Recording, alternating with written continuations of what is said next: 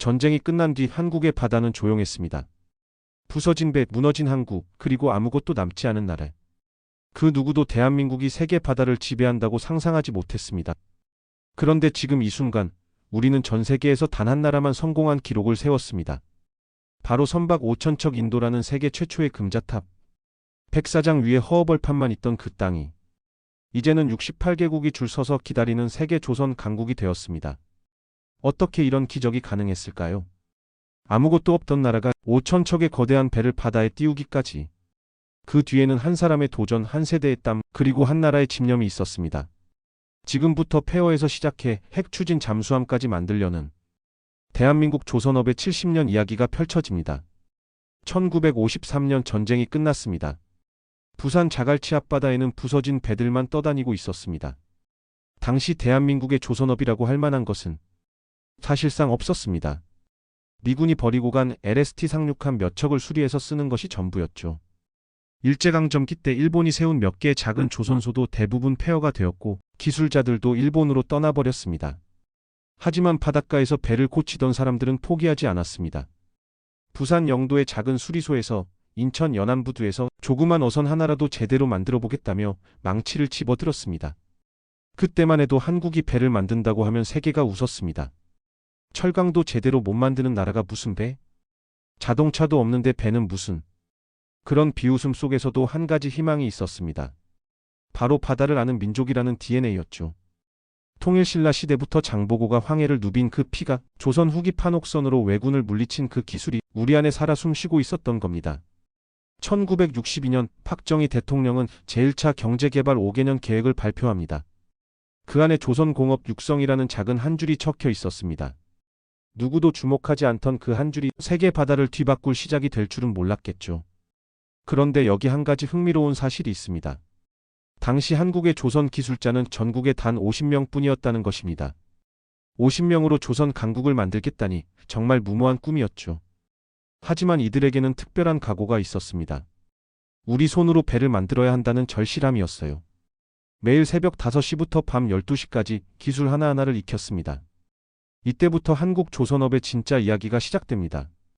폐허 속에서 세계 최강으로 올라선 그 놀라운 여정 말입니다. 지금은 거대한 조선소가 자리 잡고 있지만 그때 그곳은 그저 끝없이 펼쳐진 백사장일 뿐이었습니다. 파도가 밀려와 모래만 쌓여있는 아무것도 없는 바닷가. 그런데 그 백사장을 바라보며 한 남자가 말했습니다. 여기에 세계에서 가장 큰 조선소를 짓겠다. 그 남자는 바로 정주영 현대그룹 회장이었습니다. 당시 한국은 포항제철, 경부고속도로 등 대형 국가사업을 통해 본격적인 수출 중심 경제 구조를 만들어가던 시기였습니다. 박정희 대통령은 정주영 회장을 불러 말했습니다. 한국이 조선업을 하면 영국이나 일본처럼 성장할 수 있어요. 정 회장, 조선소를 한번 지어봅시다. 정주영 회장은 이 제안을 단순한 사업이 아니라 국가적 사명으로 받아들였습니다. 하지만 문제가 있었죠. 현대는 배를 단 한 척도 만들어 본 적이 없는 회사였습니다. 회장님, 조선업은 기술이 필요합니다. 우리는 아무것도 모르잖아요. 일본도 100년 걸려서 만든 기술을 어떻게 따라갑니까? 정주영 회장은 단 하나의 문장으로 답했습니다. 이봐, 해보긴 했어? 안 해본 건 해보면 된다. 정주영 회장은 우선 미국의 세계적 엔지니어링 회사 베크텔에 울산 미포만 조선소 설계를 의뢰했죠. 베크텔이 설계안을 완성하면서 현대가 구상한 조선소는 기술적으로 실행 가능한 프로젝트가 되었습니다. 그 설계안을 손에 든 정주영 회장은 아직 조선소도 없는 상태에서 첫 수주를 얻기 위해 해외 선주들을 직접 찾아 나섰습니다. 1971년 정주영 회장은 그리스 리바노스 그룹을 만납니다. 그리고 마침내 26만 톤급 초대형 유조선 2척 건조 계약을 성사시킵니다. 당시 초대형 유조선 수요는 폭발적으로 증가하고 있었고 조선소 확보가 시급했던 그리스 선주들은 베크텔의 기술 검토와 한국 정부의 산업 지원 의지까지 확인하자 위험은 현대가 부담하고 선주는 이익을 보는 구조라고 판단해 계약을 결정했습니다. 이 계약은 현대에게 매우 중요한 의미였습니다. 조선소만 완성되면 곧바로 건조할 물량이 있다는 확실한 근거를 얻게 된 것이죠. 문제는 돈이었습니다. 조선소를 짓는 데만 수백억 원이 필요했는데 현대에는 그런 돈이 없었죠. 그래서 외국에서 차관을 빌려야 했습니다. 1971년 정주영 회장은 영국 바클레이즈 은행으로 향했습니다. 5천만 달러 차관을 빌리기 위해서였죠. 당시 영국은 조선해운 금융의 중심지였고 대형 프로젝트 금융 경험이 가장 풍부한 나라였습니다. 그러나 은행 임원들은 회의적이었습니다. 당신네 회사가 배를 만들어 본 경험이 있나요? 한국에 조선소가 있나요? 담보는 뭐로 하시겠습니까? 정주영 회장은 차분히 서류 가방을 열었습니다. 그 안에는 4가지 확실한 근거가 들어 있었죠. 첫 번째, 그리스 선주와 체결한 유조선 투척 건조 계약서. 조선소가 완성되는 즉시 매출이 발생합니다. 두 번째, 베크텔의 기술 설계 보고서. 세계적 엔지니어링 회사가 검토한 실행 가능한 설계입니다. 세 번째, 한국 정부의 공식 지원 문서. 조선 산업을 국가 전략 산업으로 육성하고 있다는 정부의 확실한 의지입니다. 네 번째, 현대건설의 해외 대형 프로젝트 실적. 우리는 조선 경험은 없지만 사우디 동남아에서 이미 초대형 공사를 성공시킨 역량이 있습니다. 그리고 마지막으로 정주영 회장은 지갑에서 500원짜리 지폐를 꺼냅니다.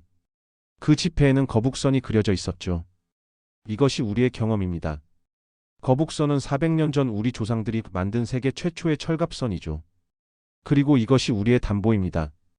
5천년간 배를 만들어 온 민족의 DNA 말입니다.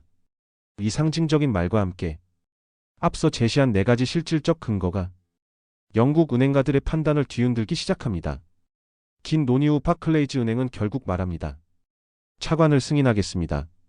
1972년 울산 미포만에서 조선소 건설이 본격 시작됩니다. 하지만 첫날부터 난관이 기다리고 있었습니다. 회장님, 바다가 너무 얕습니다. 대형 선박이 들어올 수 없어요. 그럼 바다를 깊게 파면 되잖아. 그 말 그대로 6개월간 바다를 파고 모래를 퍼냈습니다. 세계 최대 규모의 건식 도크를 만들기 위한 첫걸음이었죠. 그런데 조선소만 짓는다고 배가 만들어지는 건 아니었습니다. 한국에는 조선 기술이 부족했기 때문입니다. 그래서 전 세계에서 기술자들을 초빙했습니다. 스코틀랜드 해양 엔지니어, 일본 선박 설계 전문가, 독일 용접 마스터. 한국 기술자들은 새벽부터 밤늦게까지 외국 전문가들 어깨너머로 배웠습니다. 드디어 1974년 6월 28일 울산 조선소에서 첫 번째 배가 바다로 내려갑니다. 그 이름은 애틀랜틱 베러노. 26만 톤급 초대형 유조선. 그리스 리바노스 그룹과 약속한 바로 그 배였습니다. 그날 울산 현장에는 무려 2만 명이 모였습니다. 우리가 정말 배를 만들었구나. 한국도 이제 조선 강국이 될 수 있겠다. 세계는 여전히 우려했지만 애틀랜틱 베러노는 오랜 세월 바다를 누비며 한 번의 대형 사고도 없이 운항했습니다. 그날 아무것도 없던 팩사장에서 시작된 꿈은 결국 한국을 세계 조선 1위 국가로 이끄는 출발점이 되었습니다. 정주영 회장의 한마디. 이봐, 해보긴 했어? 그 단순하면서도 강력한 말은 대한민국 산업화의 새로운 시대를 여는 가장 큰 동력이 되었습니다. 1980년대 한국 조선업은 날개를 달았습니다. 울산뿐만 아니라 거제도, 목포, 부산까지 새로운 조선소들이 생겼죠. 당시 세계 조선업 지형도는 이랬습니다. 1위 일본 점유율 50%, 2위 독일 15%, 3위 영국 10%. 한국은 한참 아래 10위권 밖 고작 2%였습니다. 하지만 한국에는 특별한 무기가 있었습니다. 바로 빨리빨리 정신과 야근 문화였죠. 일본이 유조선 한 척 만드는데 24개월 걸릴 때 한국은 18개월 만에 완성했습니다. 독일보다 더 저렴하게 만들었죠. 그러면서도 품질은 전혀 떨어뜨리지 않았어요. 어떻게 가능했을까요? 첫 번째 비결은 24시간 3교대 시스템이었습니다. 해가 지면 대형 조명을 켜고 밤새 작업했거든요. 외국 조선소들이 9시에서 5시까지 근무할 때 한국은 말 그대로 쉬는 법 없는 건조를 했습니다. 두 번째는 협력업체 생태계였습니다. 큰 배 하나를 만들려면 3만 개가 넘는 부품이 필요합니다. 엔진, 프로펠러, 전자장비, 내장재, 도료까지. 이 모든 것을 조선소에서 직접 만들 수는 없죠. 그래서 울산과 거제 주변에 수백 개의 협력업체들이 생겼습니다. 각각 전문 분야가 달랐어요. 어떤 회사는 오직 선박용 밸브만 30년째, 또 다른 회사는 프로펠러만 전문으로, 또 다른 회사는 선박용 전선만. 이런 분업 시스템이 한국 조선업의 진짜 경쟁력이었습니다. 대기업은 설계와 최종 조립에 집중하고 중소기업들은 각자의 전문성을 극대화하는 마치 하나의 거대한 유기체처럼 움직였죠. 1985년 한국 조선업은 세계를 깜짝 놀라게 했습니다. 세계 최초로 모듈 공법을 도입한 겁니다. 기존에는 배를 처음부터 끝까지 순서대로 만들었어요. 하지만 한국은 배를 여러 부분으로 나누어 동시에 만든 뒤 마지막에 레고 블록처럼 조립하는 방식을 개발했습니다. 이 혁신으로 건조 기간이 30% 단축됐어요. 1990년대 들어서 한국은 더욱 과감한 도전을 시작했습니다. 단순한 화물선이 아니라 해양 플랜트에 뛰어든 겁니다. 해양 플랜트란 바다 위에 떠 있으면서 석유와 가스를 뽑아내는 시설입니다. 기술 난이도가 어마어마하죠. 영하 40도의 북극 바다에서도 견뎌야 하고 초속 40m 바람과 10m 파도에도 끄떡없어야 하니까요. 처음에 노르웨이 스타토일, 네덜란드 쉘 같은 회사들은 코웃음 쳤습니다. 한국이 해양 플랜트를 100년 일러. 하지만 한국은 해냈습니다. 1997년 세계 최초로 반잠 수식 해양 플랜트를 성공적으로 완공한 겁니다. 그런데 바로 그 1997년 11월 21일 대한민국의 먹구름이 덮였습니다. IMF 외환위기였습니다. 국가부도 위기. 그날 밤 울산과 거제의 조선소 불빛이 하나둘 꺼져갔습니다. 조선업계도 직격탄을 맞았습니다. 선박수주 계약들이 줄줄이 취소됐고 건조 중이던 배들은 절반만 완성된 채 공사가 중단됐죠. 가장 큰 타격을 받은 곳은 대우조선해양이었습니다. 당시 세계 2위 조선소였던 이곳이 하루아침에 부도 위기에 몰렸어요. 2만 명의 직원들이 내일은 일자리가 있을까 걱정해야 했습니다. 현대중공업도 예외는 아니었습니다. 외환 부족으로 원자재 수입이 막히자 철판과 엔진 등 핵심 부품 조달에 차질이 빚어졌죠. 더 심각한 문제가 있었습니다. 외국 선주사들이 지금 한국 상황에서 우리가 주문한 배를 제때 인도받을 수 있을까? 라며 한국산 선박 주문을 꺼리기 시작한 겁니다. 그때 조선업 관계자들이 모여 긴급회의를 열었습니다. 현대중공업 조건일 사장, 삼성중공업 이윤우 사장, 대우조선해양 임채성 사장. 이대로 가면 30년 쌓아온 기술이 모두 무너진다. 외국 회사들이 우리 조선소를 헐값에 사려고 기다리고 있다. 하지만 우리에게는 아직 기술자들이 있다. 포기할 수는 없었습니다. 1만 명이 넘는 숙련 기술자들의 가족들을 책임져야 했으니까요. 조선소들은 극한의 선택을 했습니다. 불가능한 생산성 혁신이었습니다. 먼저 경영진부터 월급을 50% 삭감했습니다. 그리고 모든 직원들이 아이디어를 냈어요. 용접 순서를 바꾸면 작업 시간을 단축할 수 있습니다. 이 독일산 부품 국산으로 대체해도 품질에 문제 없어요. 크레인 동선을 바꾸면 효율이 올라갑니다. 놀라운 일이 일어났습니다. 위기 상황에서 한국 조선업계의 저력이 폭발한 겁니다. 협력업체들도 뭉쳤습니다. 대기업이 어려우면 우리도 어려워진다. 함께 버텨야 한다. 중소기업들이 스스로 단가를 낮춰주고 기술 개발비를 공동 부담하는 전례 없는 상생이 일어났죠. 그리고 가장 중요한 결정을 했습니다. 미래 기술에 대한 투자를 멈추지 않기로 한 것입니다. 당장 돈이 없어도 R&D 예산만은 사수했어요. 위기가 지나면 더 큰 기회가 올 것이다. 그때를 위해 지금 준비해야 한다. 그 결과 놀라운 일이 일어났습니다. 1998년 말 IMF 관리체제에서 벗어나기도 전에 한국 조선업 수주량이 급증하기 시작했거든요. 왜였을까요? 위기 동안 한국 조선소들이 보여준 품질과 납기 준수가 세계 선주들에게 강렬한 인상을 남겼기 때문입니다. 경제가 어려워도 약속은 지키는 나라. 위기 상황에서도 품질을 타협하지 않는 기술자들. 오히려 더 혁신적인 기술을 개발해내는 저력. 이런 평가가 전 세계로 퍼져나갔죠. 특히 그리스 선주들이 한국을 주목했습니다. 2000년 초 그리스 해운회사들이 대거 한국의 배를 주문하기 시작했어요. 한국 배가 가장 믿을만합니다. 경제위기 속에서도 약속을 지키는 나라니까요. 그해 그리스 선주사들이 주문한 배만 50척이었습니다. IMF 위기는 한국 조선업에게 시련이었지만 동시에 전환점이었습니다. 그전까지는 싸고 빨리만 생각했다면 위기를 겪으면서 품질과 신뢰가 진짜 경쟁력이라는 것을 깨달았거든요. 2001년 현대중공업이 그 유명한 슬로건을 내걸었습니다. 세계 최고가 되겠다. 하지만 2008년 또 다른 위기가 찾아왔습니다. 미국발 글로벌 금융위기였습니다. 리먼 브라더스가 파산하고 전 세계 무역량이 급격히 줄어들었어요. 선박 수주가 70% 감소했습니다. 더 큰 문제는 원자재 가격 폭등이었어요. 철강값이 2배로 뛰면서 기존 계약들이 대부분 적자로 돌아섰죠. 이번에는 한국 조선업의 대응이 달랐습니다. IMF 위기를 경험해봤거든요. 현대중공업 권오갑 사장은 과감한 결정을 내렸습니다. 위기를 기회로 만들자. 이때야말로 기술 격차를 벌릴 때다. 2009년부터 한국 조선업계는 기술 혁명을 시작했습니다. 첫 번째는 LNG선 독자 기술 개발이었습니다. LNG선은 영하 163도의 액화천연가스를 운반하는 특수 선박이에요. 기술 난이도가 워낙 높아서 전 세계에서 프랑스 GTT 회사만 독점하고 있었죠. 한국은 독자 기술 개발에 매진했습니다. 2019년 마침내 KC-1 멤브레인 시스템을 완성했어요. 프랑스 기술보다 효율적이고 경제적인 혁신 기술이었습니다. 두 번째는 초대형 컨테이너선 기술이었습니다. 기존 컨테이너선은 1만 TU급이 최대였어요. 하지만 한국은 2만 TU급 초대형 컨테이너선을 설계했습니다. 길이 400m, 폭 59m의 거대한 배였죠. 축구장 4개를 나란히 놓은 크기예요. 이 배 한 척으로 1만 개 가정이 1년 동안 쓸 생활용품을 실을 수 있었습니다. 세 번째는 디지털 조선소 혁명이었습니다. AI와 로봇이 배를 만드는 시대가 온 거예요. 현대중공업은 2010년 스마트 야드 프로젝트를 시작했습니다. 용접 로봇은 사람보다 훨씬 정확하고 빅데이터는 설계 오류를 미리 찾아냅니다. 3D 프린팅으로 복잡한 부품을 하루 만에 제작하죠. 삼성중공업도 2012년 무인 토크 시스템을 도입했어요. 밤에는 로봇들이 알아서 용접하고 도장하고 조립합니다.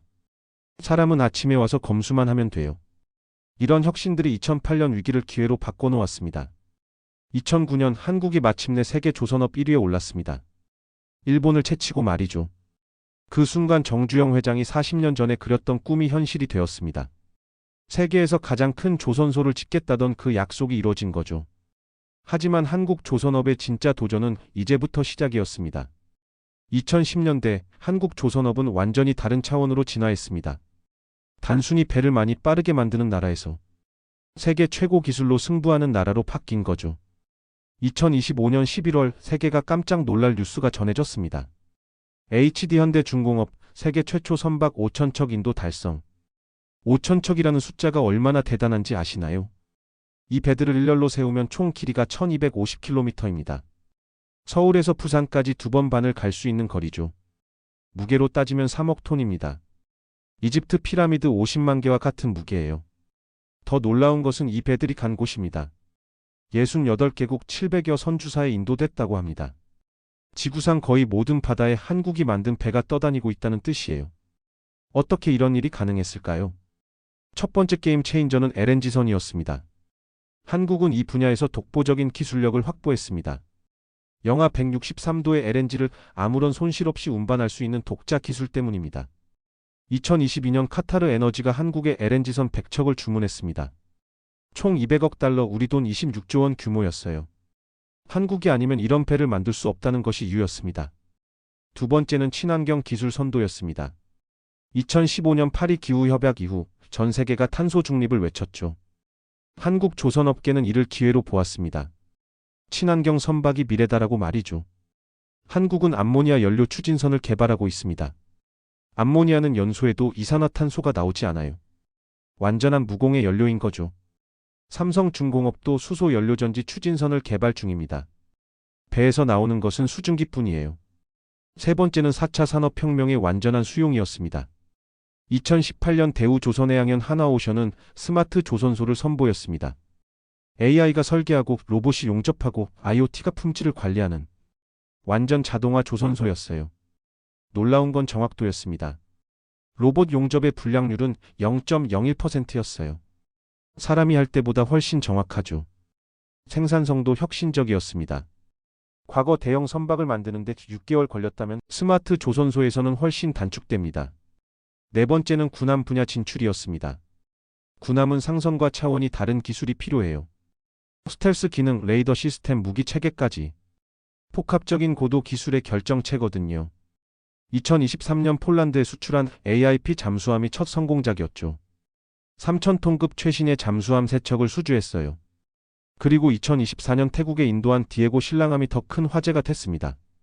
디에고 신랑함은 길이 118.4m, 폭 14.9m의 3,600톤급 초계함입니다. 한국 기술로 설계되고 한국에서 건조된 순수 메이드 인 코리아 전투함이에요. 이 배의 특별한 점은 한국형 방산 시스템이었습니다. 잠수함 탐지소나 대함 미사일 방공 시스템까지 핵심 무기 체계가 한국 기술로 만들어졌거든요. 2024년 기준 시장 점유율을 보면 중국 약 70% 1위, 한국 약 20% 기술력 2위, 일본 약 4% 3위. 그런데 여기서 중요한 건 질입니다.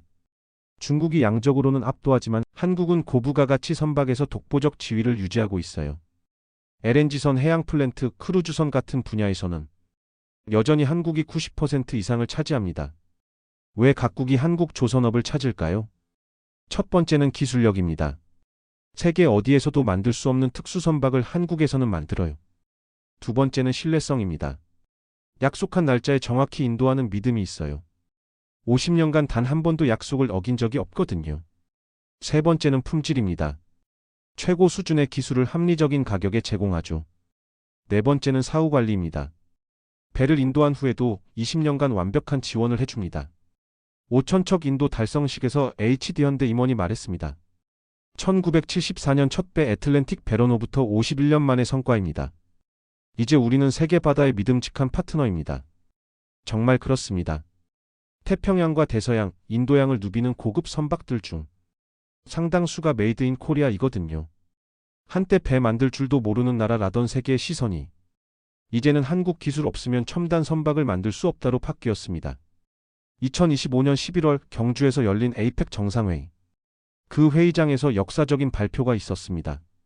한국 핵추진 잠수함 건조 추진, 원자력 연료 공급 체계 구축.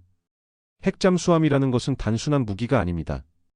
바닷속에서 6개월씩 머물며 임무를 수행하는 전략 차산이죠. 한 번 연료를 넣으면 25년간 교체할 필요가 없고 수중에서 시속 50km로 달릴 수 있어요. 전 세계에서 핵잠수함을 독자 개발한 나라는 단 5개국뿐입니다. 미국, 러시아, 중국, 영국, 프랑스. 한국이 여기에 합류한다는 것은 조선업이 이제 단순한 산업을 넘어 국가안보와 전략 자산의 영역으로 확장된다는 의미입니다. 정부는 2020년대 후반 건조를 시작해서 2030년대 중후반에 첫 번째 핵잠수함을 진수할 계획입니다. 하지만 핵추진 잠수함만이 미래의 전부는 아닙니다. 한국 조선업의 진짜 미래는 바다를 넘어선 도전에 있습니다. 2021년 UN 헤비타트가 발표한 부산 해상도시 프로젝트입니다. 바다 위에 떠다니는 완전한 도시를 만드는 거예요.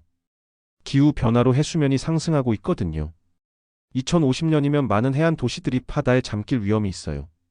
부산 해상도시는 2027년 착공해서 2030년 완공 목표입니다. 바다 위에 떠다니면서도 완전한 생활 인프라를 갖춘 미래 도시죠. 전력은 해상 풍력으로, 식수는 해수 담수화로, 식량은 해상 스마트팜으로 자급자족합니다. 한국의 조선 기술이 이런 꿈을 현실로 만들고 있습니다. 2025년 현재 한국 조선소들은 이미 다음 혁신을 준비하고 있습니다. 정부는 2026년까지 암모니아 선박을, 2029년까지 수소 선박을 개발하겠다고 발표했습니다. 암모니아 연료 기술은 이미 상당한 진전을 보이고 있어요. 배에서 나오는 것은 질소와 물뿐, 완전한 무공해입니다. 수소 연료전지 시스템도 개발이 활발해요. 배에서 나오는 것은 수증기뿐이죠. 자율운항 선박 기술도 곧 상용화될 것 같습니다. AI가 날씨를 예측하고 최적 항로를 찾아 사람 개입 없이 대양을 건널 수 있어요. 그리고 무엇보다 중요한 것은 사람입니다. 1974년 애틀랜틱 베러노를 만든 그 정신이 2025년 5,000번째 배를 바다에 띄웠습니다.